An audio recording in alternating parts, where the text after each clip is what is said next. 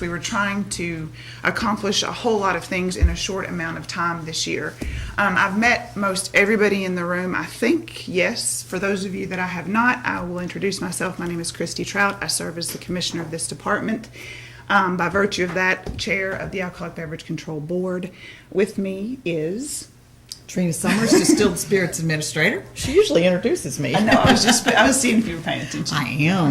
Since you're in the front. So we called this meeting consistently what we are trying to do through this administration is create an open dialogue with the industry so that we all hear the same questions and we all hear the same answers.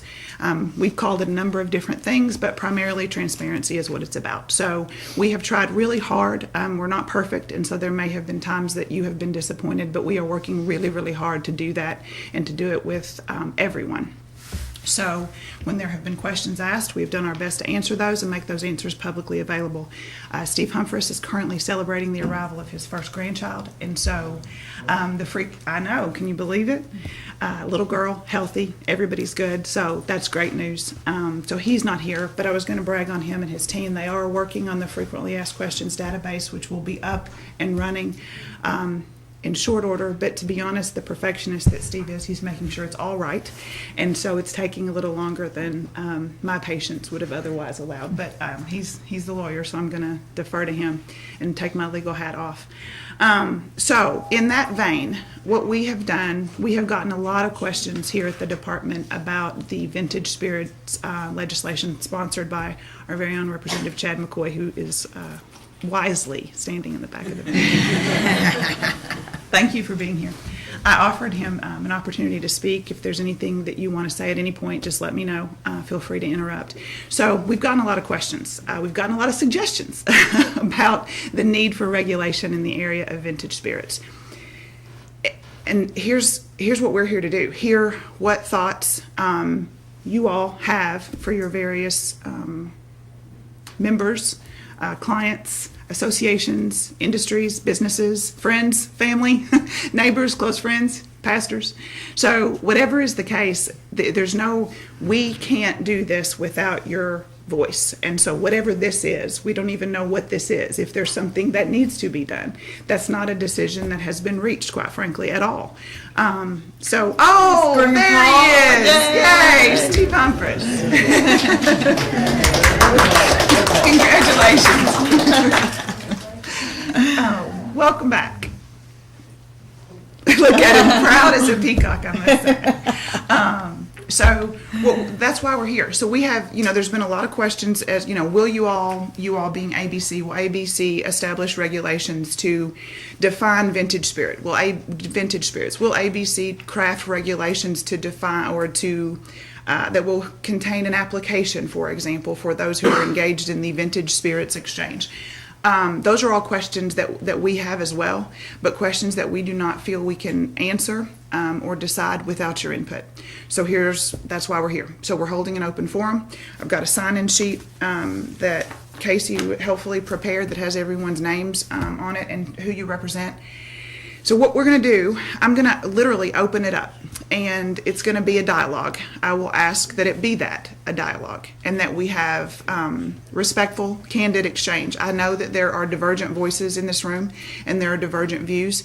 That's okay. That's what we're here for. That's why we live in the greatest country in the world, to be able to exchange those thoughts and ideas in this room respectfully. So I know we have folks from the various worlds.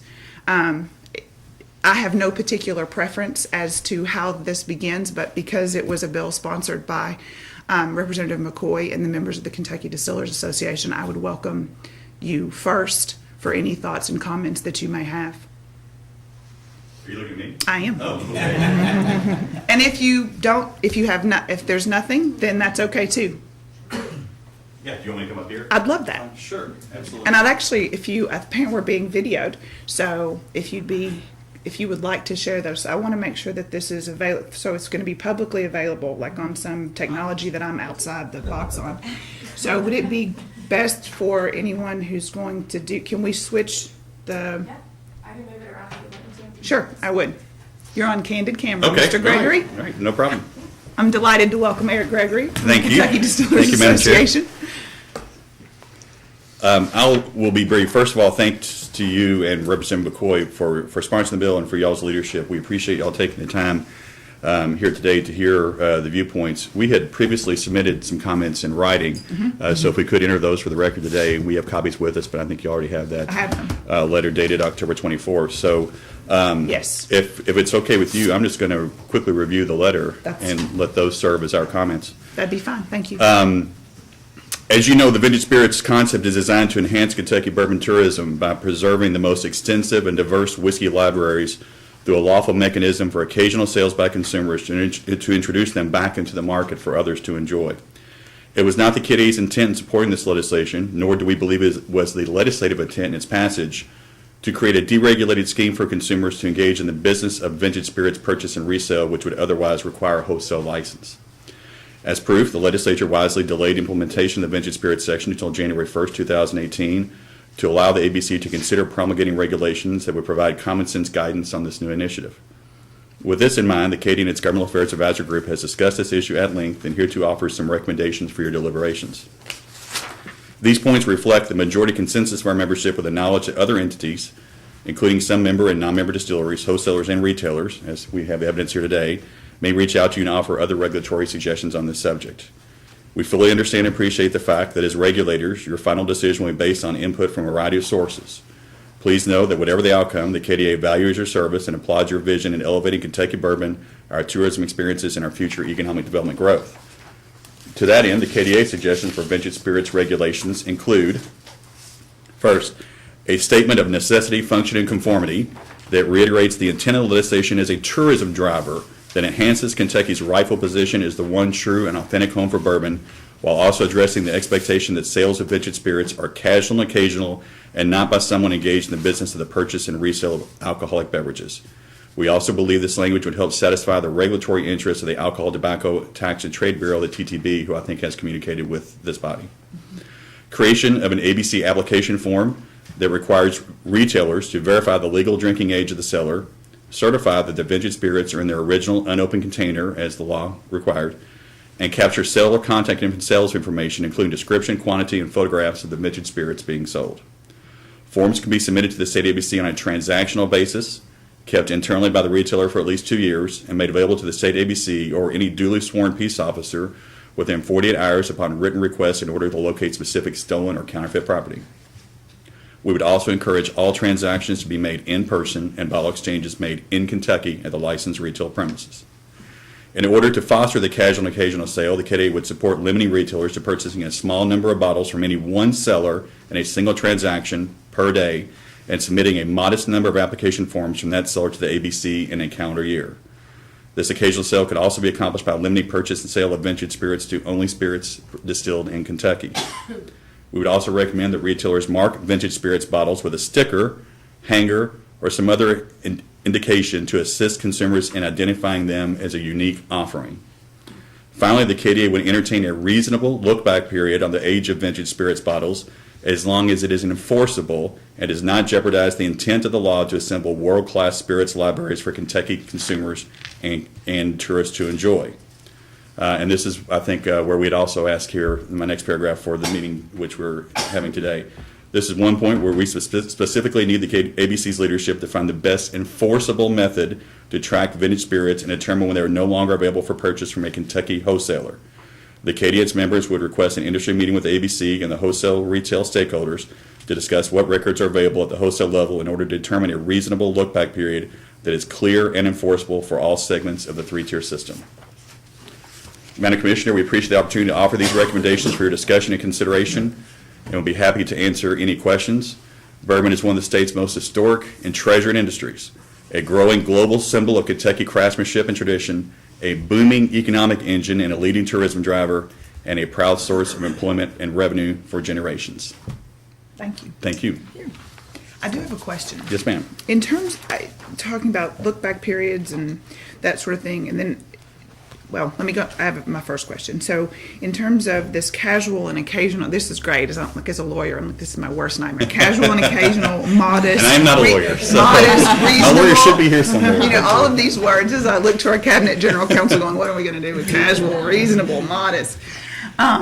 So what I would ask is that with respect to the casual and occasional sale and this 48 hour, it's that the forms would be kept for 48 hours, but at that point, the alcohol could have either been sipped or sold. Correct. Does the KDA have any thoughts about addressing that particular concern? Well, let me review again what we're, this question here. Really, I think, if there is a police report or something indicating that a product has been stolen specifically within 48 hours, I think that's something we could alert people to, I believe, knowing full well that sometimes investigatory matters take longer than that. Mm-hmm. So I guess that's just kind of where we landed as a thought. We will be open to any discussion to either shorten or lengthen that amount if it's suited, especially the peace officer communities. This came up, we had this discussion at another L&O committee meeting in the concept of, with pawn shops and guns and that Right. sort of thing, and it raises some of the same challenges. Yes, that's a good point. And to be honest with you, one of the things that we looked to when we were going through these challenges was the copper statutes in the state of Kentucky, because you almost have to give a pint of blood these days to sell copper. And we were looking to that to see what other things we could apply towards this. And that was one of their requirements as well. So the suggestion of an application form, who would complete the application form? We would expect the retailer to complete the application form, so the seller of the vintage spirits would work with the retailer to do that. How do we deal with the fact that Kentucky law prohibits anyone without a license from engaging in alcohol-related transactions? I think this law, and again, I'm not an attorney, I think this law made those occasional sales applicable to this situation. Okay. What? And Chad McCoy is an attorney. So, and All the lawyers in the room are cringing right now. Yeah. I took this job so I could recover from being a lawyer for a while. With respect to this, the idea of a reasonable look-back period, does the KDA have any thoughts on what is reasonable? We do not, and that was something we actually struggled with because we started looking at this from a standpoint of born-on dates on bottles, when that bottle was released. And then we kind of looked at the law again and realized it is not when the bottle is made, it is when the bottle is no longer available for purchase from a wholesaler. Mm-hmm. So we inquired with the wholesalers, and thanks to Dan Meyer and his group for working with us, and I think we're trying to figure out when those systems, because all wholesaler systems are different, when those out-of-stock dates would be available, especially if they were available electronically. And so that's something that we're still trying to figure out. And we've had discussions everywhere from the law is fine as written to 1 year to 10 years to metric. So at the end of the day, we just settled on what is enforceable, and that's where we look to your guidance for assisting us in determining what is enforceable. Have you, in terms of your discussions, you've reached out to other industry groups? Yes, many of our members have, in particular, and I know that our lobbyists have as well, trying to determine the enforceability, especially of this. Have you engaged any law enforcement We have not. conversations? No, Okay. we have not. Have you reached out to other jurisdictions who do this, like DC, for example, North Carolina? I mean, I think there are other states where this is happening. Correct. Obviously, that's part of our responsibility, but I'm curious about if you've had those conversations, or your group has had those conversations, and what information you can share with us, if any. That's correct. Yes, we actually hosted the owners of the Jack Rose Dining Saloon in Washington, D.C., Bill Thomas and his business partner, Jared Hyman, are considered some of the world's foremost experts in vintage spirits. So we had them come in. Don't tell that guy behind you. He thinks he's an expert. I think he knows Bill and Jared very well. We actually had them come in and speak to the committee to discuss what they do and any challenges that they have had as well. And D.C. is someplace that we've even looked at their forms to determine how they do it. And there it is simply a measure of whether or not it is out of stock immediately. So they can go obtain those bottles, and then they list them with the ABC in DC as bottles that they are importing in that are verified from out of stock. And once that notification is made, they put those on the shelf for sale. Don't they also require a permit to be able to buy? I believe from you're an right. Yes, ma'am. unlicensed? Yes. I believe you're exactly right. Those are all my very specific. You covered mine. Okay. Okay? All Those right. are all the questions We we have. appreciate your leadership. Thank you. Thank you very much. Any other producers? I think I see Cynthia Bond somewhere. She's in the back by Hi. China Point. I'm literally going through kind of the tiers. So are there any other producers or representatives of producers who want to comment? At this time, we're still such an embryonic, industry. I mean, we would love to have a vintage wine. Be representing the Kentucky Wineries Association, but we're just not quite there yet. Okay. Thank you. Anyone else? Kevin Smith, Mike Biaggi. You want us to testify? I wanted, if you have, this is an open dialogue. That's what it's for. So if you've got thoughts and comments, this is the time to share them. So I don't think it's testimony as much as it is just a conversation. This was the best room to do it. I appreciate that. So I apologize for the fact that it feels like a hearing. It is not. And Carol Beth Martin, the Malt Beverage Administrator, is here. Carol Beth, do you want to join us? Danny, you want to come up? Are you crossing tears on me, Jason? Are you trying to make it this complicated? I won't know who's Well, I always talking. feel like I'm alone, so I Talk need some help. about blurring the lines. So my name is Jason Underwood. I'm here representing Sazerac as well as the President's Forum. President's Forum is a trade association based in D.C. That represents roughly by volume about 55% of the alcohol industry So you're here for both? for both. Okay. What I've submitted to you is what I believe you already have, which is the letter from TTB. Yes. Expressing their concerns, specifically what Eric just addressed, which is how do you get around the legality of selling to someone who's non-licensed? And when I appreciate the KDA's willingness, a lot of things they said we agree with, and so we appreciate a lot of the compromises that they've offered. And we'll get into additional ones that we would support.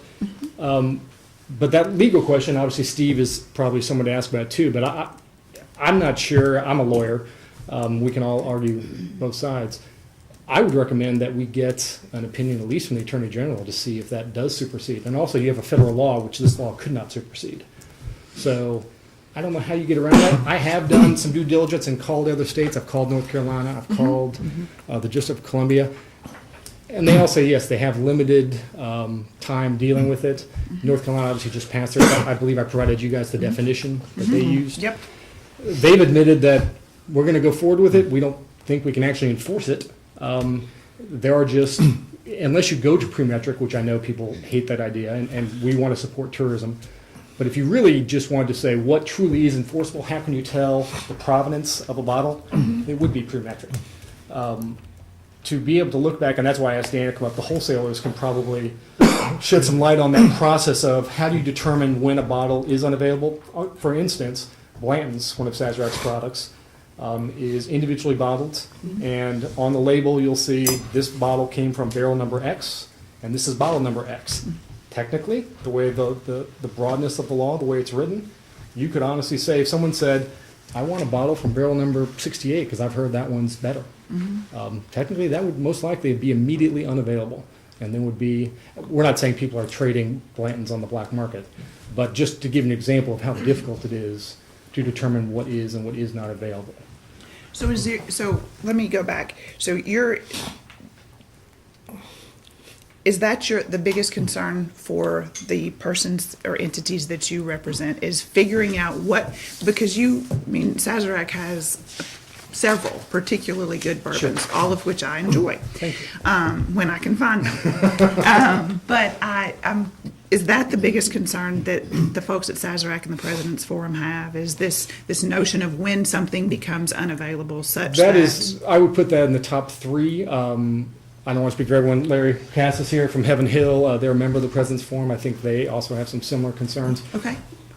The majority of the products that are right now considered vintage and very difficult to get, I would say the vast majority would come from our two companies currently. I know Not to disparage any of the other distills, and they're fantastic products that are aged. I enjoy those also, don't worry. They're all fantastic. I have them all on my bar at home. But yeah, how do you determine if it's legitimate?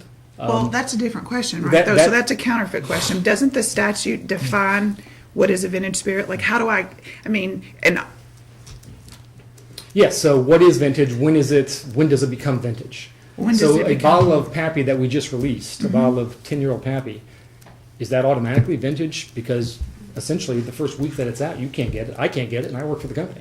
Yeah, it's gone. It's gone. So is that immediately, can someone then go from? I think the answer is yes under the Well, statute. Can someone go to Liquor Barn immediately and take that and immediately walk over to a bar and sell it? So I think the answer is yes, right? As the statute currently reads, I would view the answer to I that would, as yes. I would view the answer as yes too. And then I would ask what the problem with that is from like a free market, consumer-driven world. Like, why is that So problematic? two You're- problems let with me- the free market issue. Sure, can I finish Oh, just sorry. one thought? No, it's okay. So I'm thinking out loud about this, just in conversation. So isn't that what you want? I mean, your bourbon, your product gets bought, it gets consumed, it's desired, obviously, people want it, and the consumers are happy because they can go at least have a sip of it somewhere maybe instead of not being able to find the bottle at all. I mean, these are genuine, I these would are the take issue with- conversations we're I having. would take issue with saying that the consumer is happy. Well, Because okay. what happens, what we see happening now is there are all these auctions. You have to get a ticket. I went to a liquor store and got a raffle ticket hoping to buy a bottle of Pappy as well. I mean, Okay. but the problem is you're not, if you allow this to happen, there's nothing to prevent someone from, who owns a liquor store, from Right. holding their allotment back and then not giving it to a member of the public who genuinely wants to try this product and selling it to a bar. Now, that's the free market, I get it, but we make the product to be available to anyone that has the opportunity to buy it. And I don't think you actually are making it more available. I don't want to speak for the KDA, but some of the arguments I've heard from their members are, well, if it's at a bar, it's more open to the public. Well, no, if you're selling a shot of Pappy for $250, we don't think it's available to the public, and the public doesn't understand the process a lot of times. So let's assume it's a legitimate product, Okay. okay? You're still then on the secondary market, a bottle of Pappy 10 or 12, which is going for, $89, $99, which is the price that we want it sold at, could be going for $200, $500, whatever. I've seen bottles of Pappy 23 selling for $5,000. That's not what we want. But how does this change that? Because that's happening now. It's happening now, and it's illegal to happen now. You're now making a black what market, a gray market. You're making it legal, and you're going to be encouraging, we think, counterfeiting of products. Because that We gets- aren't doing anything, just to be clear. The legislature made a decision and you legislature. all have, the I blame group Chad.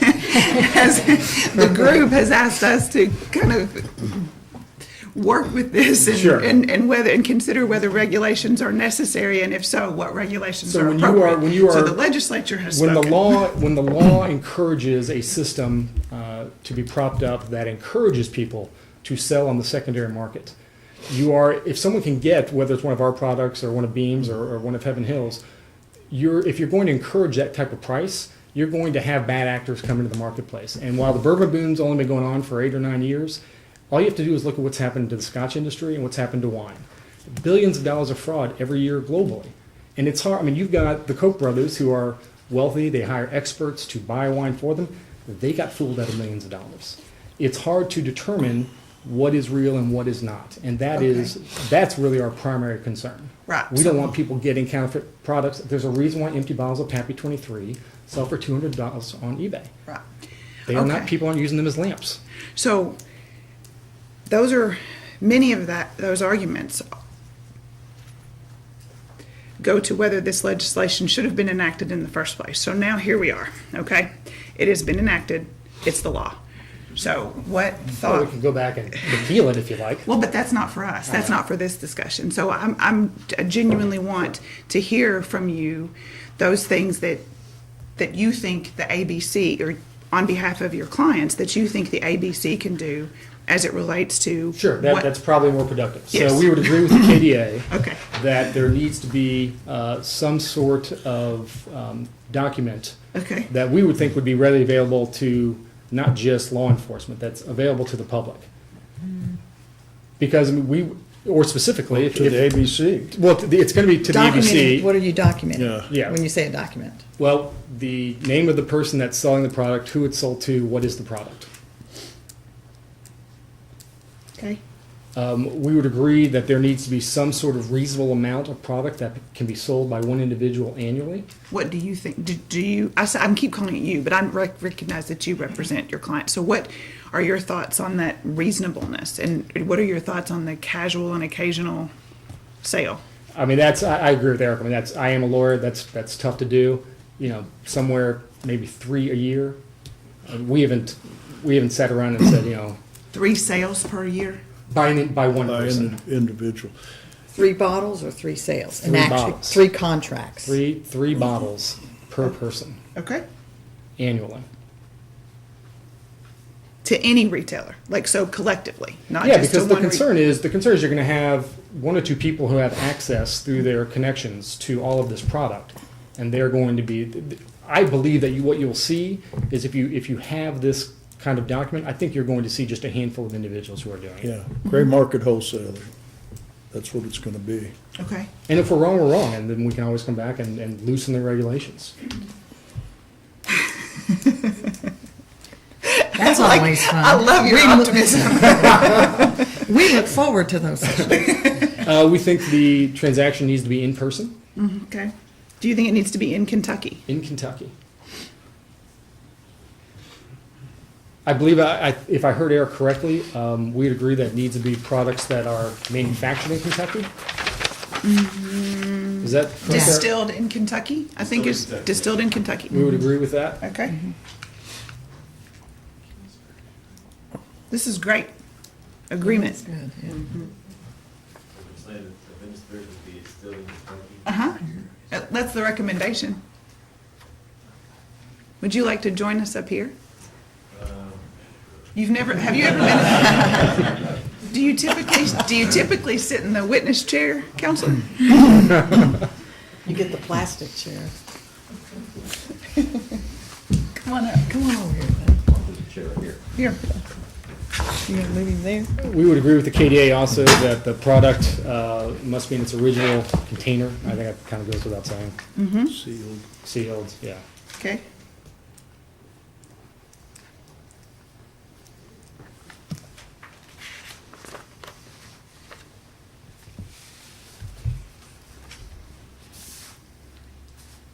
No cash transactions.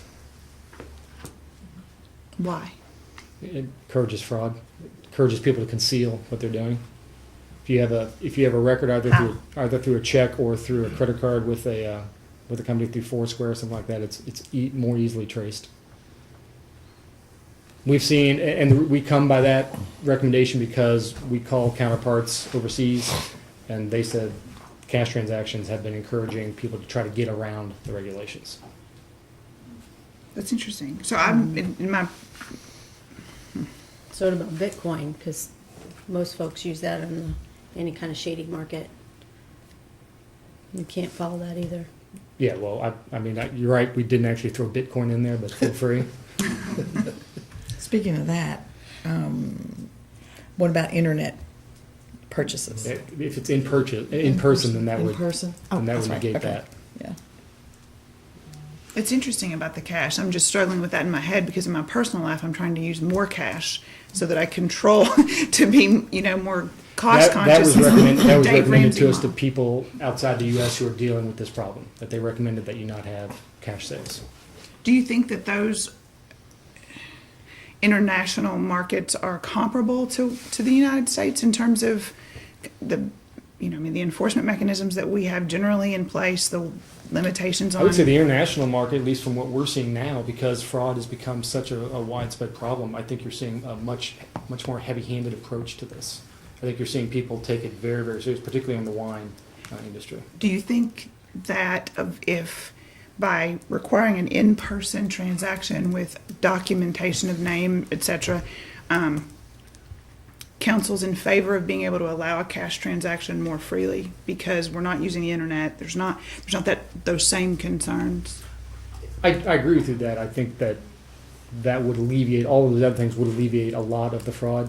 I'm just saying that was one of the recommendations. Sure, that I'm people are just dealing with it. thinking out loud. No, I get it. Okay, I understand where you're going. okay.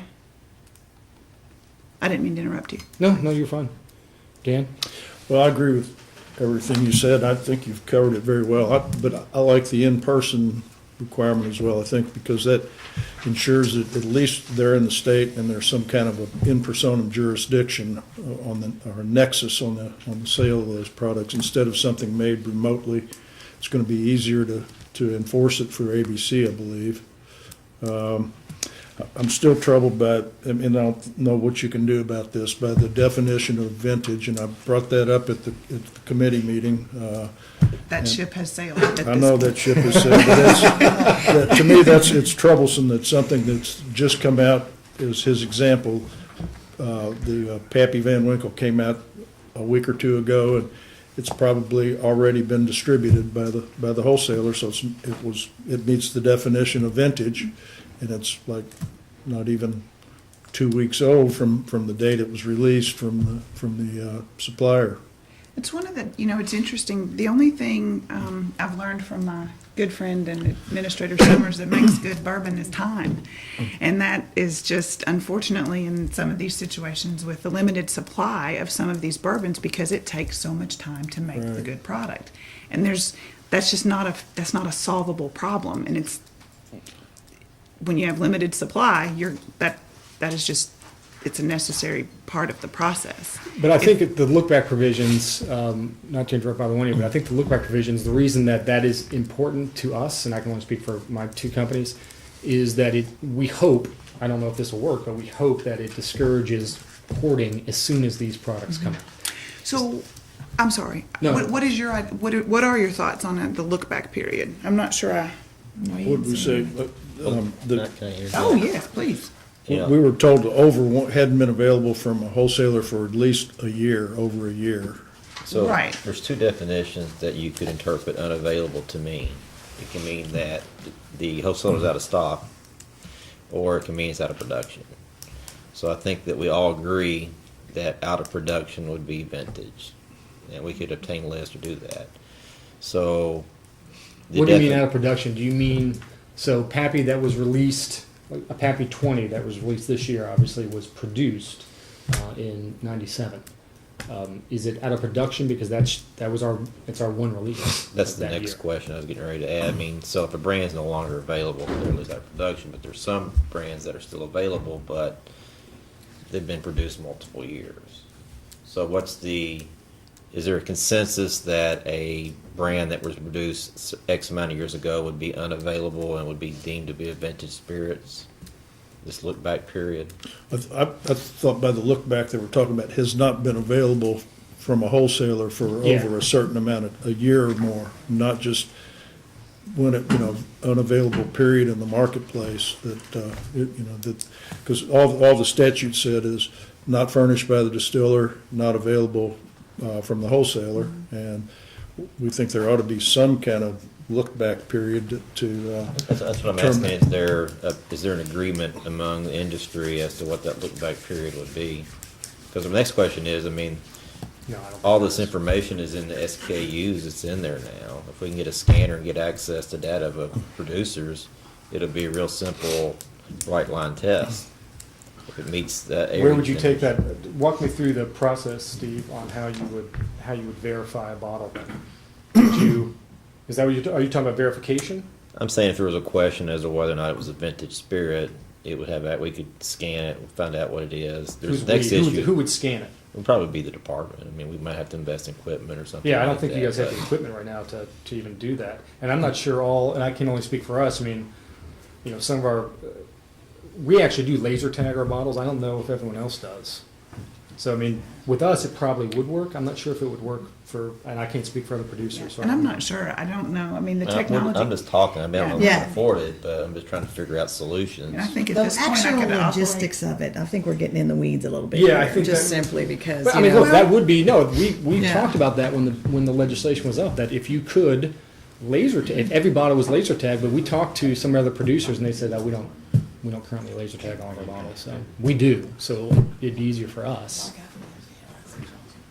Can I? I'm Of sorry. course. I actually, I work for Heaven Hill, and we actually are members of both organizations, so It's nice to see you. good to see you too.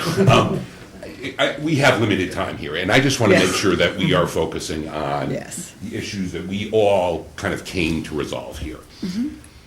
I think there's a lot of alignment between the guidelines that we're all looking for.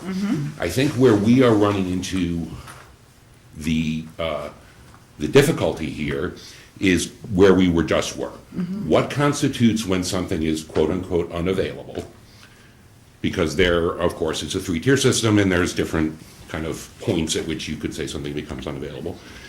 And then how far back can we go? Can we go, being the first thing, because it's fairly complex. For instance, we produce a product called Evan Williams Single Barrel Vintage. There's a new vintage every year that's produced.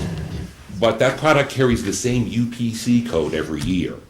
So you start to run into some of these issues where a UPC code may not necessarily kind of indicate, but that's all we've got. So at the end of the day, I think from both my hats that I'm wearing here, what we really wanted to try and talk about is, first of all, what is that metric as to when something becomes unavailable? I think, and I may get jumped on for saying this, but I think we all ended up at the end of the day at when it goes out of the wholesaler's inventory. Because given the three-tier system, things can exist in the pipeline at retail, at bars and restaurants for an undetermined period of time. You go to a package store somewhere, you would be amazed at some things that you find even today with these very highly valued things. So if that's the case, if we're going to say it's going to be when it goes out of the wholesaler's inventory, the question then becomes, how can you determine that? Do we have a mechanism that's currently in place to allow us to say something has been out of stock for a period, 1 year, 2 year, 5 year, 10 year, whatever it may be? This is one of the areas where we were frankly running into some difficulty because as was mentioned, we started to go back to our wholesalers and say, what can be done here? And we were frankly getting some conflicting information as to what can be done here. What our goal, and again, I will speak for Heaven Hill, and I don't know anybody else here, if anybody else disagrees, let me know, but our goal here is to find out what can be done within the systems currently, because we're not going to be, we need that marker in the sand. We need to be able to say if something's going to be a vintage spirit, before we even get to the weeds about what the look back period should be, how can we even look back if we don't have that marker? So that really kind of precipitated, I think, from the KDA standpoint, particularly a lot of, we need to all get in one room and figure out what we can do with the systems that currently exist in the wholesale world. What will they allow us to do right now? Can we say something is a vintage spirit 5 years ago? Can we do that? We need to know that. Were those, I mean, this may be a crazy question, but were these questions not asked during the legislative process? We were the only I brought 'em up. producer. No, I mean, Yeah, no, we asked all these questions. We were the only producer that No, was I don't against the mean bill. challenge the legislation, Jason. I'm asking about what the wholesaler's capabilities are. Like in terms of I mean, I think that's your point, right? Is Right. that what are your capabilities to be able, and I see, I think the mean, answer there's to that is other. no. So I mean, I guess I'm asking that question. What can you provide to these members? Because this seems like a technical question as opposed to a substantive question. Pete McLaughlin with Southern Wine and Spirits. Nice to see you. Southern Glazers now, actually, but we can only provide when we're out of stock. We don't track how long we've been out of stock. We can go back and look at our last sale, and that would take some time. But it's not that you track in your inventory system how long you've been out of stock of those items. So it'd be very difficult. One thing you might consider is to have when they fill out this form, that it's a pre-approved process. That they fill it out, send it in, and you approve the sale with a picture of the bottle. You know, it's right now, if you go to a liquor barn and they're in line, there's 1,500 people to get product. Yeah, I've never done that. It's sold 3 times before they get to the product. I've never seen that happen I'm either. never going to do that. If you get a 23 Pappy, it's sold 2 or 3 times before it gets to the car. These people sell it on the spot. It's an unbelievable amount of Right. illegal activity, and we've opened the safe for that. So in terms of tracking the sale, so you can track the last sale and you can identify when you become out of stock. Is that Yes, fair? or if we were contacted to say, are you out of stock, we can definitely determine that. But we So you don't normally, I'm sorry. Go So you ahead, don't yeah. have, there's no,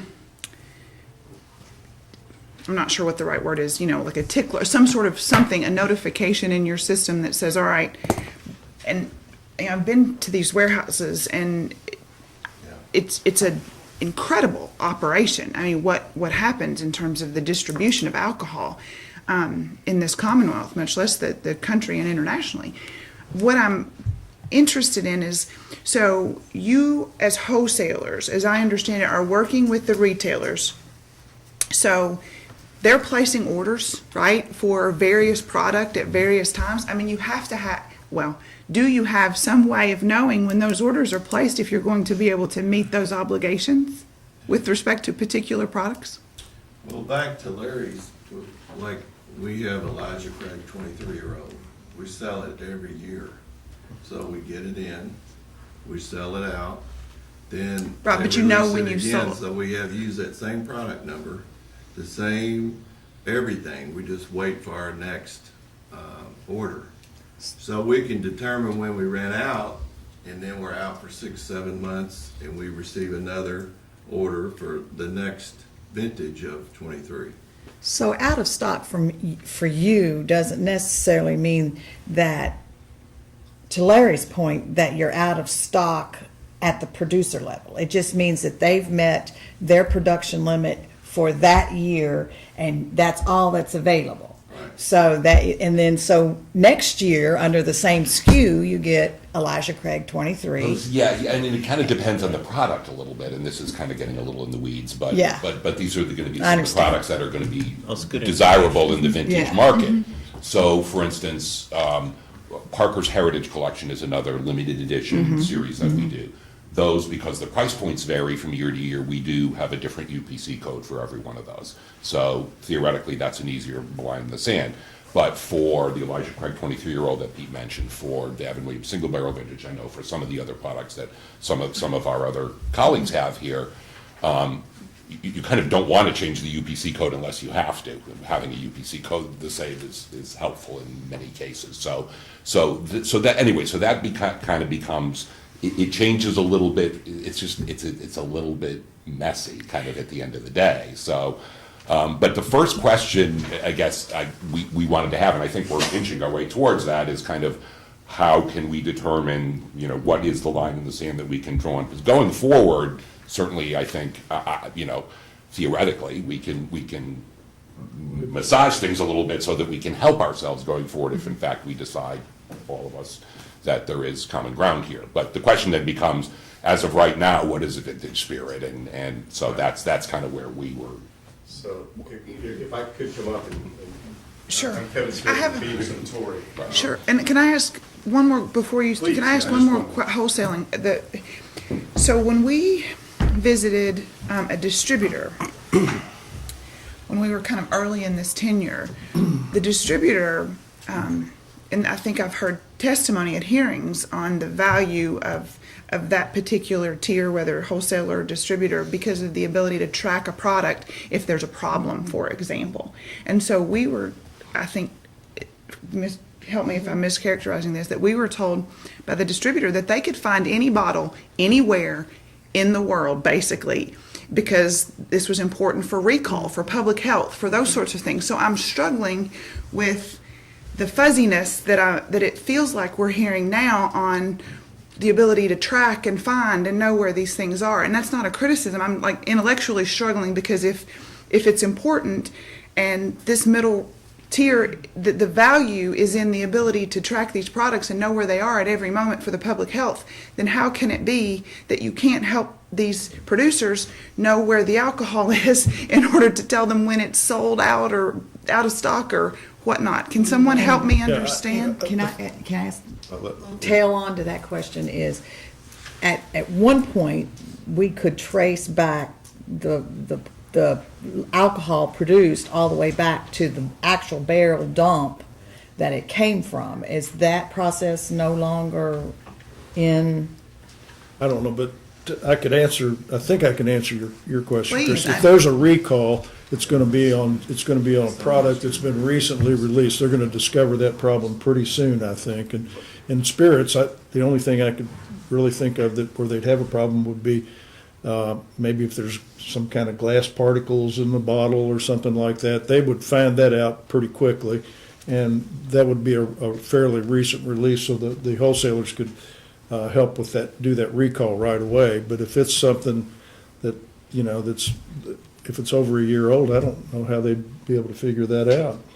So you couldn't, if there is a product, So if I could, I can just bring a fact to the table. I actually had my sales team go and ask the question of a distributor for a product that we knew was discontinued, Jim Beam's 7-year-old. And within a short period of time, an hour or so, we were told exactly who that product was sold to for the last, and what day. And so we knew where and time, within the period of time of whatever that transaction of the bills led. So in that case, now it's a product's discontinued. I can't speak to SKUs and ongoing SKUs. Those are different issues. But I do know that my distributor has the ability to tell us that type of information. Now, whether or not they're tracking that information, they probably had to do a little lookup. They had to go back and take a look and see where it was. I can also tell you that the ability for us to trace through the lot trace, which is required, is enforceable. It is trackable to a certain degree. We go through it at the manufacturing side several tests a year just to, let's see if we can find this, and then it involves contacting our distributor, and they help us to pull together the necessary documents. Is it quick? To Pete's point, it can be laborious if you have to start looking for where all of it went. It depends on how the questions are framed. But I believe there's enough in our distributor, and I can't speak for every distributor, but our distributor has that ability to tell us where those bottles are and when they're no longer available. Do you still put the serial numbers on the bottles and the cases? We do. We have a lot code, on the bottles, and there's a serial number on the case. Okay. That ties it back together to your point. Right. So to get into and the other comment why I've kind of just taken the floor for a moment is the issue here is, as the chair of the KDA's Government Affairs Committee, we have gone through this many times, around and around, and the challenge is going to be there's always going to be a unique circumstance. There's always going to be a particular situation that's going to be hard to define. And what we try to do through the KDA, so now I'm putting my KDA hat on. so you're taking off your Jim Beam hat, it's taking off official. my Beam Centauri hat for just a Okay. moment, was to try and give some guidance within the area and that was the purpose of the forum, was to try and say, okay, there is a trackable thing that could be investigated, that could be looked at, because one of the things that the folks from DC told us is the system self-polices, because what happens is the retailers don't want to buy from people that are not legit. The retailers, at least this experience from DC, they actually then worked with the distributors, and the distributors were trying to make sure that everything was legit, because this actually opened up the market that appears to be happening. We've heard it mentioned several times that bottles are being sold illegally, and it's happening.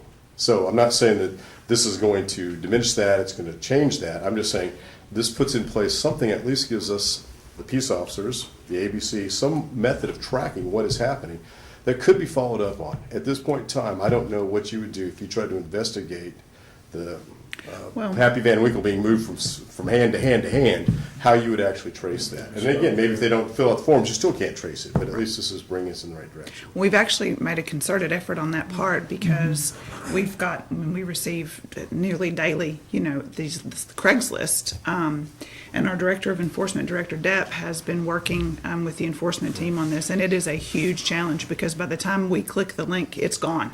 And that's only one of them. Right. And my final, Right. My final comment on this point would also be that the retailers, I think, would appreciate this, because right now transactions are happening between individuals that neither one has a retail license. And so one of the things from a social responsibility standpoint is, how do we know if someone's 21?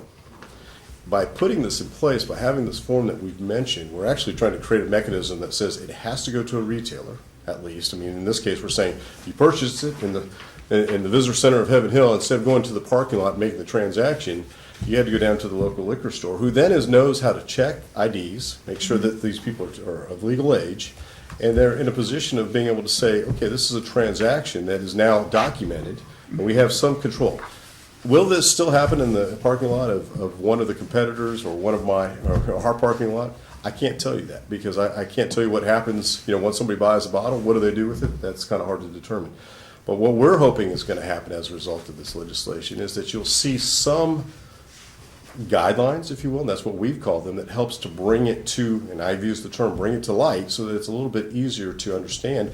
And possibly if someone stands in the parking lot undercover and sees this happening, immediately they've got a lot more to investigate, a lot more to stand behind. And not being a lawyer or anything like that, but at least now they've violated more than just the idea that you can't sell it, that you haven't done all these forms, that this person was in retail, et cetera. So Well, I'd love to hear from the retailers as well, what they think. And just one more, I mean, the look-back period is the next thing, if we in fact can determine that we can draw the line in the sand, that we are going to need to come to some closure on. And the fact that you have a look-back period longer than 1 year will take care of the parking lot issue. Mhm. Right there, boom. I mean, if it's got to be out of stock for a minimum of 1 year, and there is some, we need to work this out, because, I don't think all the distilleries are necessarily aligned on this, but if it's more than 1 year, that parking lot issue goes away. As does your issue, Jason, of buying it and then immediately running across the street and selling it again. Because, and that was one of the things, and I'll put the hat of Beam Centauri back on.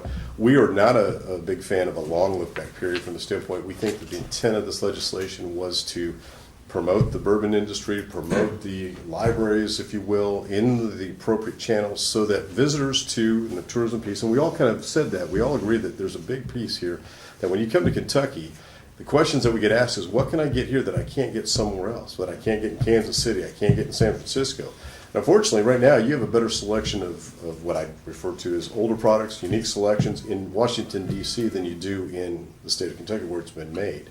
But we all came to the point of saying, a look-back period of about a year or so, or off the shelf of the distributors, make sure the distributor is not one of these things that's just like 5 minutes and it's already sold, would be advantageous to creating a little bit more of that uniqueness. So some look-back period within a small range of a year to 5 years would probably be acceptable. Yeah, well, I have to say, we're not entirely there. So I put my I'll put my heaven hell, yeah, we're not, we might look for a longer look-back period than that. So if there's a look-back period, how do you, if the UPC codes are the same every year, how do you determine what year it is? I would say that's not vintage. Again, and this is exactly why we needed to get everybody in the same room to have this conversation. Yeah, so for certain products where the UPC code remains the same, that's going to be an issue. If they're never going to be, either they're never going to be vintage, or we and the wholesalers are going to need to decide to change that UPC code every year, which comes with its own issues. And I don't think that's an issue, frankly. I think if it's a continuing product, then it's not vintage. So the vintage spirits becomes a special sticker and a badge of honor. Well, I go to the point of being able to look up something like Jim Beam 7-year, which is no longer sold. Now, if it's sold again, then guess what? It's no longer available for vintage spirits. Okay, but if we have products very similar to what Larry's talking about, where we don't change the UPC, but it's a different selection. It's a product. Is that still available? Yeah. Does it mean that it's not vintage?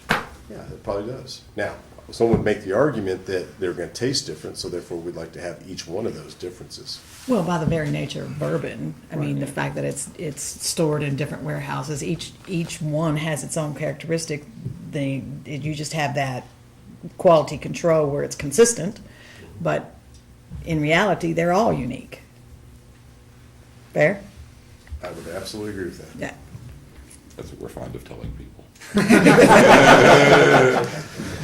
But, sip responsibly. On behalf of my two hats, as our President's Forum, I think Kevin makes a lot of sense. I think it's a very fair, rational argument on the look back, 1 to 5 years, but like Larry, we're not there yet. So let me, this is at the risk of just, so what do you guys need us for? So it sounds like you guys are gonna be able to get it. I mean, guys and women, It sounds like you want to be able to have the opportunity to get in this room or some other room, see if you can't work this out, come to some agreement on what it is that should occur. And maybe this is the day that's happening, but I don't think so. It sounds like we're still in negotiations on this topic. So is there any, I mean, we absolutely want to have the opportunity to hear from anyone else who's here, including our retailers, but is that what I'm hearing? I mean, I think we again, we wanted to be sure that. Absolutely, Because I we were understand. everyone was getting some mixed signals, so. Right. We said, let's all get everybody in one room and get everybody reading from the Well- same hymnal. So, I'm hearing, I guess, that we can go from the assumption that if it's a UPC-based thing, we can determine exactly when that went out of stock. Is that what I'm hearing? Yeah, on a big suppliers like Beam, they scan their bottles. Small producers don't. They have a SKU and but they don't do electronic scanning on their glass. So a big supplier, you can go back and track, but we had to contact the producer because we don't have the codes on the bottle, do we, Kevin?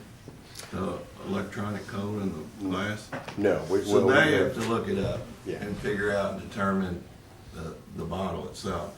Yeah, you'd have to bring it to like a gift shop at Maker's Mark if they had the scanner there to determine. Well, I think some retailers would have some of that information. Oh, okay. They can get it through the sales team. There's ways to look things I mean, up. I It's just not- saw a presentation on Amazon Go where there's going to be a point at which I can walk into a grocery store with my phone, never see another human being, and walk out with all of my groceries and my alcohol, and it's all going to be charged to my Amazon account. And I didn't have any exchange with anyone. It exists in Seattle, Washington right now. The store's open. It's functioning. I just, from a technological standpoint, I have no doubt that there are going to be challenges associated with this particular piece of legislation and any legislation going forward. But quite frankly, I think the world is going to demand it, and we're all going to have to just catch up. So that means I'm going to have to learn how to actually use this thing, even though I've had to increase the font size because I can't see it anymore. Teach me when you get done. I know, we're going to have a self-help group up here. But I think there's no doubt that those are challenges, but I think we're all facing them in all sorts of different areas. Whether, particularly as it relates to enforcement, the technology is way ahead. I mean, they were using, digital logger, I don't even know the word, and artificial intelligence and all of these sorts of things that I just am amazed and also a little scared because it's like our world is changing and who knows where we'll be in 5 years, much less one at this point. So we may just have to figure it out and adjust because I don't think that we're going to have much choice as an industry in a number of ways to that point. So I think Amazon may do it for us if we don't. So where are there other, Want to hear from the retailers? yeah, I do want to hear from the retailers. I just was Producers and producers, wholesalers. wholesalers. I don't want Jason. I don't want to cut you off if you're not finished. No, you're fine. Dan? I don't have anything to add. I think the subject's been covered. We'd like to see where we go from here. Okay, Thank you. sure. Thank you. Anyone else care? You're going to brave it alone. I'm a big girl, I can handle it. Karen Lentz with the Association of Beverage Retailers. So our members are kind of your independent retailers out there. They're not the grocery store owned ones or the drugstore ones. So I just want to make that clear. So, I've been sending this out to my members for a year now. Well, not a year, since last January. And I have members that want to participate. The one question everybody has is knowing clear-cut rules so that their enforcement's not coming, knocking on their door. And what I keep hearing is, well, you could do this and this and this and this, and it sounds like a whole heck of a lot of steps for my guys if they have to call their distributor and their distributor has to call the producer, and we've got somebody standing there wanting to sell something. So I do have members that want to take advantage of being able to do this. We did voice concerns when the bill was originally presented to Representative McCoy about what they've talked about. You know, I can tell you that, you know, as you can imagine, I get a lot of calls, people wanting Pappy. Or, you know, I was looking for a couple of other products. I'm not a bourbon drinker, so, you know, I didn't know what to expect. And like the first 20 retailers of my members I called, they just laughed at me. And so there's a huge market. And I Googled. Once I found one of them, I thought, oh, it cannot really cost this much money. And I Googled it, and, you know, yeah, it's out there for 10 times that. And I think that one concern that we had was we want our customers to buy it and enjoy it and share it with their buddies. You know, when this issue was being, when we were approached by the KDA about it, you know, they kind of had a thing of, well, you know, but if somebody wants to buy it and sell it to a bar and lots more, that's great. We're not really for the person sharing it with their buddies in their basement. And I said, well, I disagree. We're for our customers buying it and sharing it with their buddies in the basement. We just want to make sure that's not going to end up suffering because somebody's standing out there with 10 of their friends waiting in line, getting tickets, buying them, and turning around, going to a bar where, you know, you can sell it for 10 times the cost because they're going to recoup 100 times the cost because they're going to sell it by the shot. So, you know, I mean, I went to one of these places, and in their menu, there was Pappy in there. And I laughed and told our waitress, do you know how much a bottle costs? Less than that shot's going to cost. So it is a huge markup. That exists now, though, It right? exists now, but I can't. yeah, I know, and I get it. I mean, that is illegal. We just want to make sure we're not taking something that It's is not illegal. No, it's, It is illegal for me to go and buy it and turn around and sell it to other people. Not after January 1, it won't be. Well, I'm saying today it is illegal. You know, Chrissy, I think, not to interrupt, I think Karen's point may be that, yes, people are marking whether Sure. Elijah Craig or ours up to a great degree. All true. But if you're adding another middleman, you're adding another layer of price onto that product. So that 250 shot may go up to 400. But I know you're going to say that that's the marketplace. yeah, Well, only because people, I mean, if it's too much, people won't buy it, and the restaurant or the package store won't succeed. They'll close, right? I mean, that's, at the end of the day, I do think that we have to recognize that there will be a consumer-driven component to this that none of us can control, just like the government and the ABC in particular cannot control what people are doing in their homes, whether it is not our place to ensure that a group of guys can sit in the basement and enjoy bourbon. We have a different responsibility. And so while I appreciate kind of that component of it, that isn't our place. no, it's not. But my point being that we don't want something that is so wide open that your average Kentuckian is not going to have a chance to go buy it. If we have look backs and it's, you know, I could take that bottle of Pappy that I'm fortunate enough to have in my car, and instead of it going to the person Do you who actually wanted have it in your car right now? I think everybody's staying kids to the parking lot. You know, but I Meeting can turn, I can turn around and hold it, and or if this were already in like practice, I could just go turn around and sell it. Hey, good for me. We just want to make sure that for me, that my Good for you members. for having that relationship with a retailer that gives you that access. It does help when you're the executive director, It does. yes. But, you know, it is making sure this is not so wide open that your average person isn't going to be able to get it anymore. And I think what I heard here today was very encouraging, you know, some type of a look back, however that works out. But for me, mostly it's protecting my retailers that somebody's not going to come in and say, you actually did it wrong. So we need some real guidelines here. I think by your own testimony, not testimony like formal testimony, but by your own comment, the average person can't get the type of alcohol we're talking about right now It's anyway. tough. And so I'm not sure that, I mean, it's not a given to me that this legislation changes what is already an actual fact, because we're not talking about, I mean, I can't get this. You can.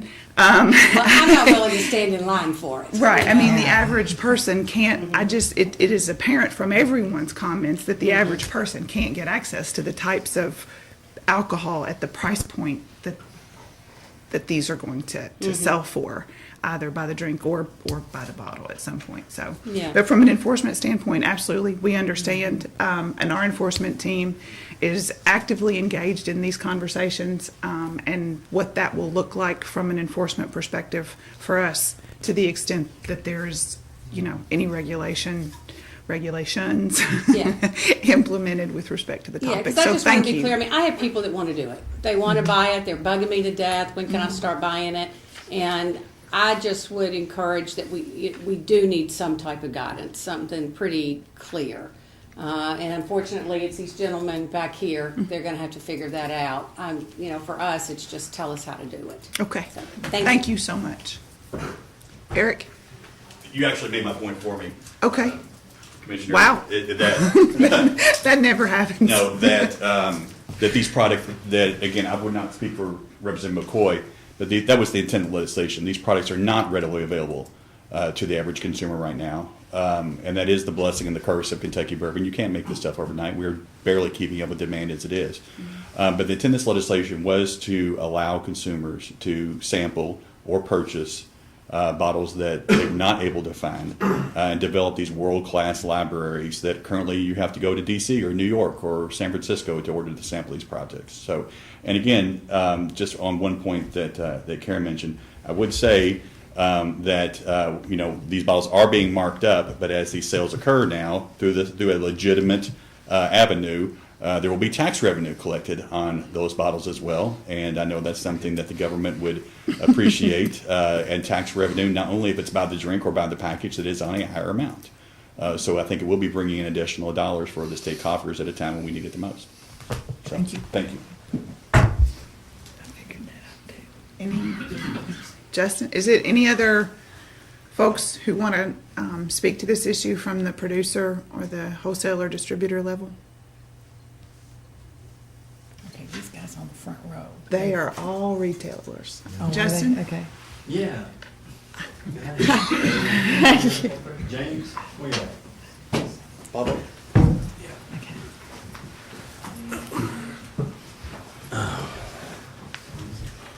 How are you? I'm doing great. Do you want to introduce your team here? Are Sure. you all together, or are you standing?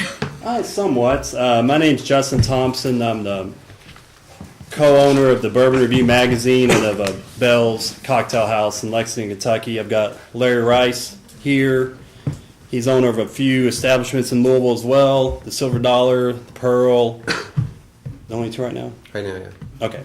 And then some of my co-partner, Bobby Edson. He's also with me on the Bourbon Review and Bell's Cocktail House. And James Hirsch, who just recently opened a bar and restaurant in Lexington, Kentucky. Is it 2 bars now? Yeah, the Seltzer Club and Bourbon on Rye on Main Street in Lexington.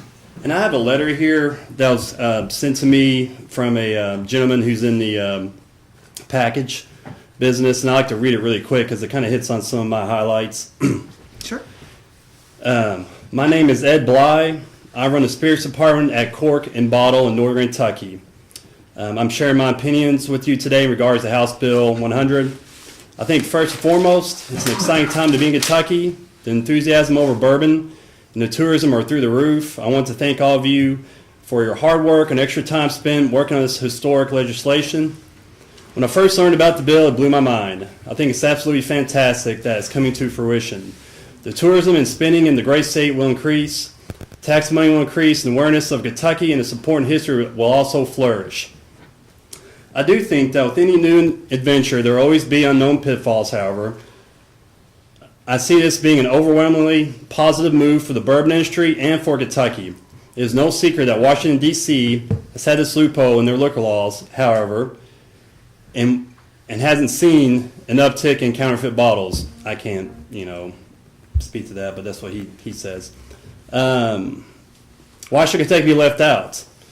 So I caution and challenge you all here today to make this law as clean and easy as possible. Don't overthink how it should work, and understand a lot of the stores and bars adamantly support what you are creating. this should not be overly complicated so that it's a negative and not the positive is actually is. Please make it extremely uncomplicated so that it can be successful for everyone. I appreciate your consideration and hearing my thoughts on the matter. I appreciate the thought and effort you all are putting forth. I can't wait to begin this new adventure and still be able to taste the wonderful history of Kentucky. Warmest regards, Ed Bly. So Ed's been in the business a long, long time. And, I'd like to just point out that I do want to thank the producers and the folks that introduced the law. I think the spirit of the law is so folks can come to Kentucky and have the ultimate bourbon experience. They can, tour distilleries and do all those type of things, but if they walk into my bar and Larry's bar, we are reminded that how great Jack Rose is in D.C. with their vintage spirit selection. So, I believe folks will come to the States specifically just to sample these spirits and to potentially buy them by the bottle. I think we'll see that there. I had a few things I wanted to add from some of what the folks from the producer side had said. I heard something where the transaction where the actual potential seller and the buyer might have to go through a process that is somewhat close to the copper laws. I'd like to remind folks that, like in my bar, I've got about 15 cameras set up that are all over the place. I have a security system. Everything, to get in is pretty much under lock to get inside the perimeter there. So, in order for someone to steal or even step inside my establishment to make a transaction, they would be all over camera. So I think a lot of us, whether it's a retail store, a package store, or a bar or a restaurant, have some things in place that could substitute, recording a license plate number or getting all this personal information from a potential seller. I think having a form would be fine. I think asking, potentially, obviously making sure they're over 21 is a great idea, but I don't know if I feel comfortable with keeping a bunch of personal information on folks, and I'm not sure what the, protection laws under that would be for us to store all those on our premise there. I was hearing an argument about kind of really basic supply and demand economics about trying to control those prices. I mean, I can take you to package stores right now that are selling, let's just, Van Winkle for well over the suggested retail price. I just got back from Southern California and went in the store and saw a bottle of Pappy 20 a year for $2,300. It's kind of, it's... That one in my car will be available. Well played, Karen. Very well played. It's obviously not the norm for them to do this, but I think the pressure is on for retailers and bar folks. In my bar, it's important for when people to walk into a classy establishment to actually just see the bottle up there. Like, it's important for me to have the bottle, whether I sell it or not. It's just people say, oh, they've got Van Winkle. This is a nice place. And that just sets the tone for, whether they buy that or not. So it is, I'm not sure this, well, actually, I think this law actually might have the effects that the producers want. I mean, a lot of times when you deregulate something, the price has a... the opacity drives and the lack of liquidity and scarcity is what drives the stupid margins. Let's just call it what it is. It's the fact that it is in the shadows that it becomes this thing that people do all day long in digital and in-person formats. I think that's what JT's getting to, the opacity. Yes. Yeah. Also, someone said something about they would be against cash transactions. You took better notes than I. I'm going to have to come check your notes. I think your notes. I'm just so impressed it's all on the phone. And your, yeah. Between the potential seller of the vintage spirits and the buyer, because of the inability to track the transaction, well, I would assume then that the same argument can be made with online transactions because of the digital footprint it leaves behind. Like you could definitely track that sell and that seller if you did an online transaction, and I don't believe that, if you're against cash, then you probably would be for online, but I don't think the folks that are arguing for the cash transactions are also on board for online transactions as well. But there was talk about metric. Just to be clear, when you say metric, you're talking about pre-1982, I believe. That is when it was, we went from the new style bottles, basically to metric. So I think using that as the rollback or look back period would be against the spirit of the law and what it's trying to do for the consumer and the retailers and the bar owners. I mean, if you make it pre-1982, I mean, what are we saying 5, 15, or 15 years from now, or 50 years from now, what would be considered vintage spirits? So I think that's personally, I think that's a bad precedent to set this early on. I would like potentially there's something, they're advising you to say that the spirits can be from Kentucky only. I do think the vast majority of these sales will probably be from Kentucky, but I just want folks to keep in mind that there are brands that at one point existed outside Kentucky and are now based in Kentucky. So if someone wants to make a huge financial investment in a distillery that used to exist and has some pre-product, from Pennsylvania or from Indiana or from Illinois, if they start making here in Kentucky and they are like, hey, this is kind of cool, I'd like to have folks to have possession of that here in Kentucky, they wouldn't be able to. So we're going to have to talk about that because there's Commerce Clause issues to only allow Kentucky products. But anyway, it's just a kind of a small thing. And then just one more real quick thing I had here is kind of touched on what Mr. Smith from Beam said. I think he makes a really good point about the licensed retailers and licensed bars reselling these products. I have a reputation online and a license to keep in the good graces of the ABC. And, for me to buy something that's potentially counterfeit or something from a minor or something that affects my reputation, I mean, that's my livelihood.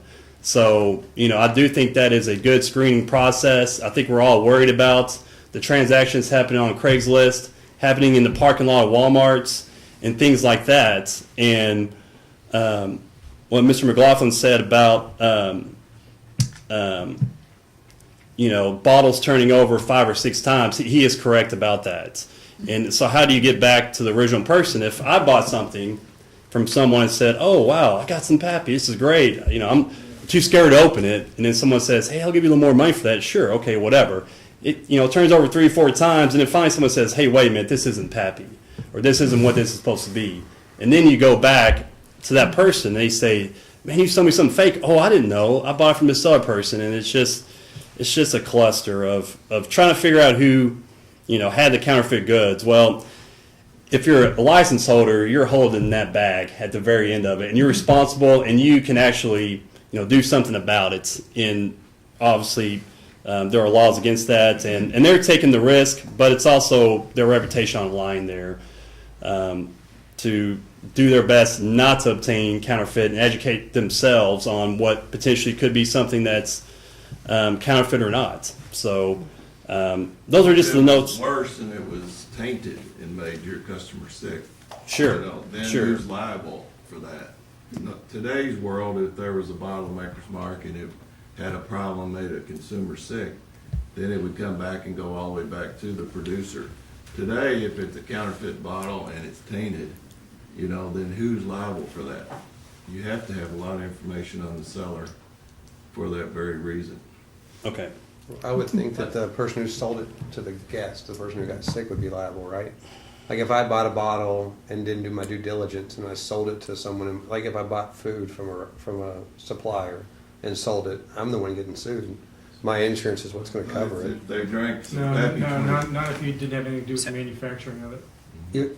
So If I those are- purchased it and sold right, it to so my those guest, are- I couldn't be sued. I don't think that's true. With all due respect to the conversation, those are peripheral issues with respect to liability and getting into tort law and all sorts of fun things that I don't think are appropriate for this particular forum. So if you, you're welcome to have that debate. But I would prefer that we stick to the issue at hand, which relates to potential regulation by the ABC with respect to vintage spirits, if you don't mind. Well, real quick too, I just want to kind of sum up, or just saying, I do really appreciate the time. It sounds like the producers have done a bunch of, brainstorming on this, and it sounds like they are getting very close to release some very specific suggestions, especially with, I think the biggest issue in the room is this rollback issue, and how it can be regulated and what's appropriate. I just ask everyone involved in decision making to consider the spirit of the law, what it was designed to do, and that is to make Kentucky the ultimate bourbon destination. And it just I think this law gets us there. It's the final piece for that, and I'm just, it tickles me to hear folks trying to make that happen. So on all sides of the aisle there. So I just want to say I really appreciate everyone trying to make it happen and to try to compromise and this from a small or person who owns one bar. Thanks for the time. So I don't know if Larry or James has anything to say or. I'd Thanks, like Justin. to. Yes. I'd like to say a little, and I'm James Hirsch. I'm representing Seltzer LLC. We have the two bars, Seltzer Club and Bourbon on Rye. It's on Main Street in Lexington.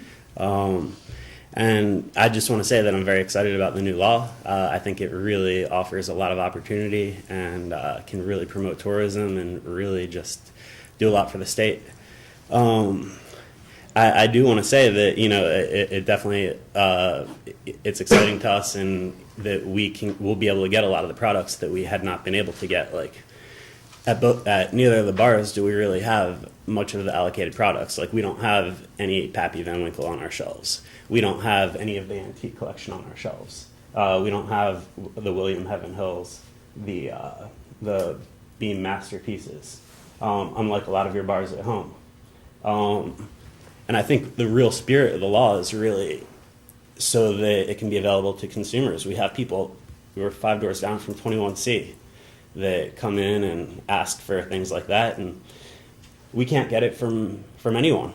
So I'm really excited that we will, and I ask that in the spirit of the law that you really look to that and make it where it's as easy as possible for us to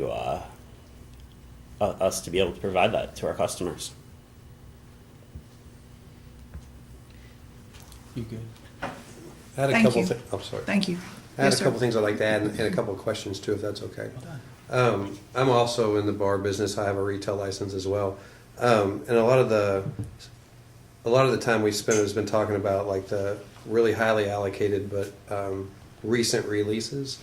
And I'm not as interested in those, to be honest, for the purpose of this law. It is a problem. Like you do have people selling bottles in the parking lot, but that's currently, again, with the law not in existence even. So I don't know that that's going to go away. And we are only talking about Kentucky. We're not talking about the entire country or world where this is going on all over the place. So it'll just, if we can buy it legally in Kentucky, then that doesn't mean someone in Alabama won't pay more for it because they can still buy it illegally. You know what I mean? And really what we're doing is in my mind, this law is great for Kentucky because it lets us compete in tourism more so than just in booze, right? Because a few different people made the point that everyone comes in town, they're like, what can I get here that I can't get anywhere else? Well, the truth is nothing, except maybe my single barrel that I picked, but somebody in Nashville picked 10 single barrels too, so, and if you like their palate better than mine, then I've got nothing on you. So I think we just have to remember that we're not competing with each other or with the distilleries or the makers on this. We're competing with Tennessee and Seattle and Chicago and Washington, all these other places that are doing these really incredible vintage bars right now because they can't, either because the ABC just doesn't care enough that they're doing it illegally, or because they went ahead and passed laws that are allowing it. Because I mean, everyone knows there are bars doing it across the country illegally as well, and everyone just decides it's not worth the effort to fight it or whatnot. I'm not personally ever going to go out and spend secondary prices on a bottle of Pappy 23 and put it in my bar because my guest isn't going to pay me my 5 times markup. I'm going to spend, years working with the maker and the distributor to build a great relationship and get what I think that I need for the year, and then I'm going to, Justin's point, I'm going to have that, vintage bottle that not everyone can afford or wants to buy when they come in the door, but they know it's there, so they want to come there, right? Like, it's just like when you go to a great restaurant that has a $5,000 bottle of wine.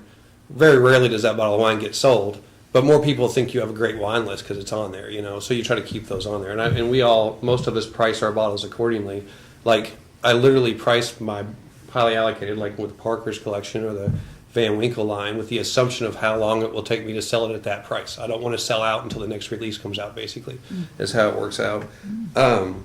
But then I had a couple of questions on the purchasing side of it. I've been a collector for years, and I've done everything from dig around in liquor stores across the country looking for old bottles to buying at estate sales or just anywhere I could find old bottles, and from other collectors. And the 1 to 3 bottles, like where does that put me? Like, I have a great collection, and I'd love to get a lot of that into my bar so my consumers can try it.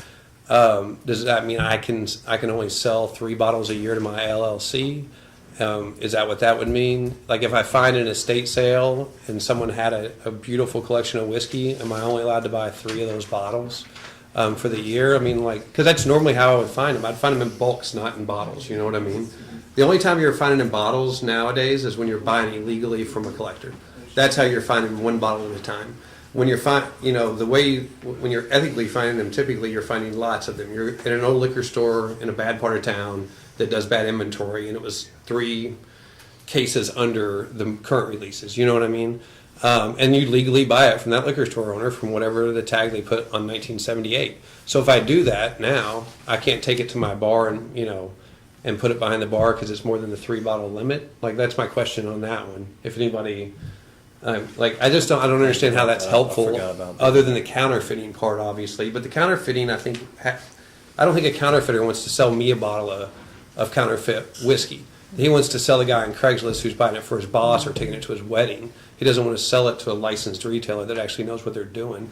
So I don't think that we'll curb counterfeiting by limiting the number of bottles that I'm allowed to buy. Like, it'd be better. It's just like you always want the $100 bills to show up at the bank, right? The bank knows it's counterfeit. They get it off the street.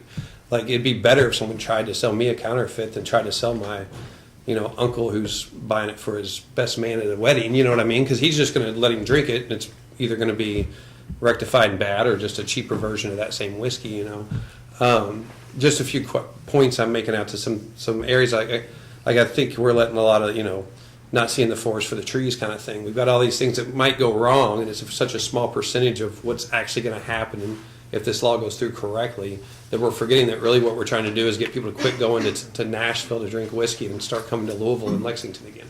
You know what I mean? Like, that's really what we're trying to do. And every time we set a hurdle up that makes it harder for us, to share these experiences, then they're just going to take they're just going to take the train or the plane to Washington, D.C. to go to Jack Rose, great bar, beautiful selection, or Husk in Nashville or wherever, and back to the point of the only made in Kentucky, like, my bar actually only sells whiskey made in Kentucky. It's one of our things. I think we make a bunch of great whiskey. There's a lot of great whiskey outside of Kentucky, but that's another limitation you might consider. Like, Don't tell anybody. there are, but we just still don't do it. Like, our thing is that we support the distilleries here in Kentucky, and we have so we'll never have the biggest list in the world, but there are like really interesting programs going on where people are, they're pairing a time period appropriate vermouth with a whiskey and making, Manhattans and paying $300 for the experience, and we won't be able to do that if we limit these not only made in Kentucky distinctions. Can I ask you a question? And Karen, you probably might want to chime in on this as well.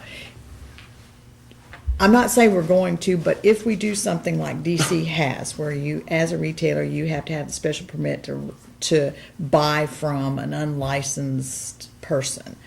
How many retailers, how many of the four of you would opt for that permit, given the price? And how many retailers do you think would do the same? I would say how much, depends on how much it's gonna cost. Well, of course that, And yeah. If it's reasonable, I would say, I can think of probably 15 to 20 that I think would do it. Out of, Out of 500. But, and I'm only gauging that from the responses I'm getting back saying, when are you gonna know what the rules are? I wanna do this. I don't think that having to get one more license is gonna deter them unless it's something more expensive. so it's going to be a matter of choice on the retailer end. Yeah. What you want to, if you want to pay $2,300 or not. $2,300 for the counter, not the counterfeit. For the bottle. No. We already set the price. Lordy mercy, no, I don't even, Whether, it just depends on if you're going to be willing to do that or not. So that's, and if you want that in your business. You got something to say, I can tell. They're talking about what you're talking about. Bottles that somebody found in an estate sale, that they'd really like to have, especially since a lot of my retailers now have tasting bars and things like that. They're looking at it more along what you're talking about, getting something that is old. I would add about that there's implications of federal law, because federal law requires a dealer who sells to retailers to be licensed. So the quantity restrictions were intended, I took it to mean that was someone not in the business, they were just doing it occasionally. However, even under federal law, they deem a casual dealer to be somebody who estate sales. So under federal law, they exempt estate sales from being dealers, and we could do something similar in the reg if we wanted to. Dan?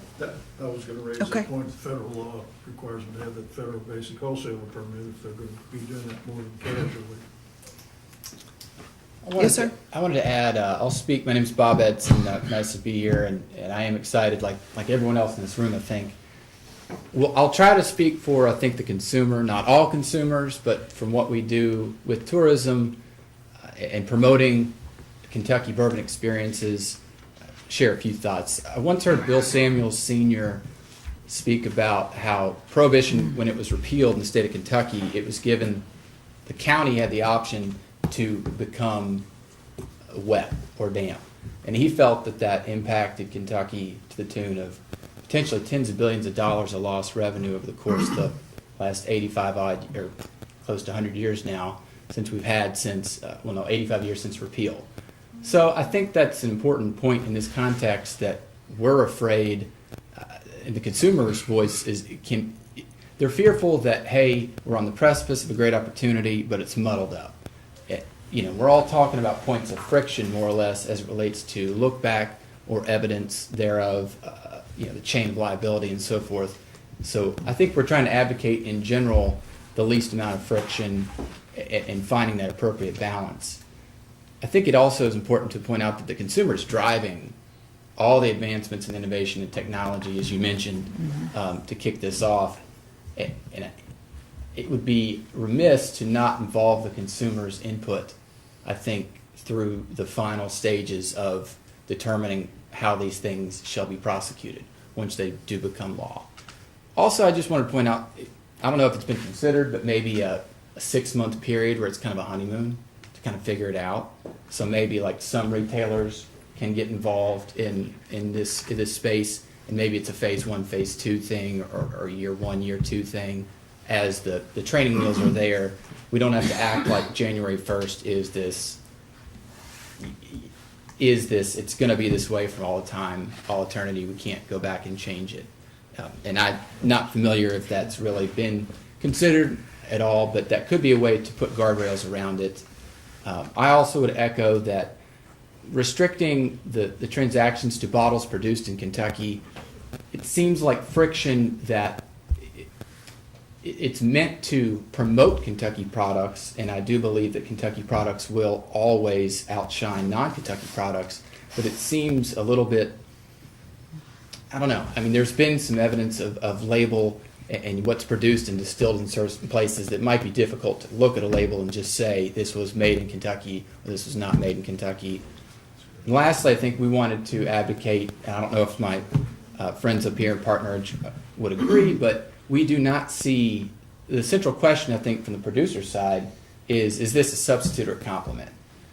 My personal view, having worked briefly in the California wine business, having been to London, had vintage whiskey at JW Steakhouse in London, we see it as a complement. We think that overall, one will lead to more of the other.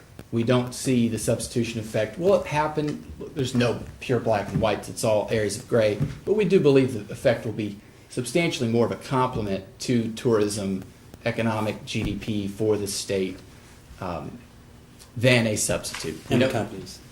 And yeah, the companies themselves too. We think, Heaven Hill Tribox series was an occasional product that comes out that is only available in Kentucky. When those come out, I love them. I've really enjoyed them. And we try to highlight and acknowledge and promote any product that's sold in Kentucky that's only sold either at the distillery or just in the state of Kentucky. This potentially being the next frontier of selling vintage whiskey in the state of Kentucky, we think is a great thing. So thank you very much. Thank you.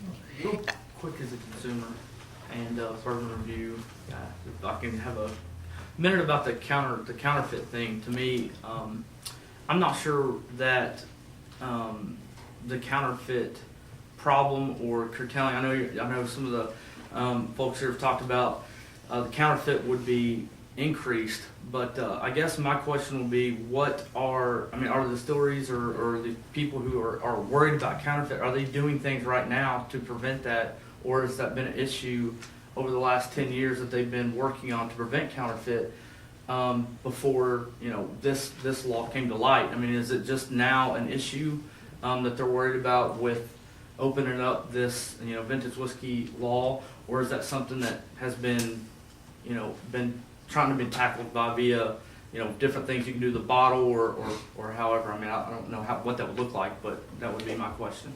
I do think that there have been efforts made, and certainly we have worked with the producers to the extent possible to address those, and also with local criminal authorities and at the federal level as well. So I think these are matters that have been of concern for a while, and it's a tough one to tackle, but we're all working together to do that to the best of our abilities. I was trying to help you. What would you like us to do for next steps? I mean, do you want us to try the producers and wholesalers to get together? Because there is a lot of agreement, obviously. I know. That's great news. So this is. Well, since I have to write the reg, y'all could write me a reg. Careful. Careful what you wish for. I agree with this gentleman right So- Steve Yeah. with us. He's So- going to be writing the reg, so No. what the agreement is, so Nice try, Dan. How are you feeling? feel okay. Good. It's healed. Good. But what I think it sounds, from our perspective, first, let me say thank you. This has been really helpful.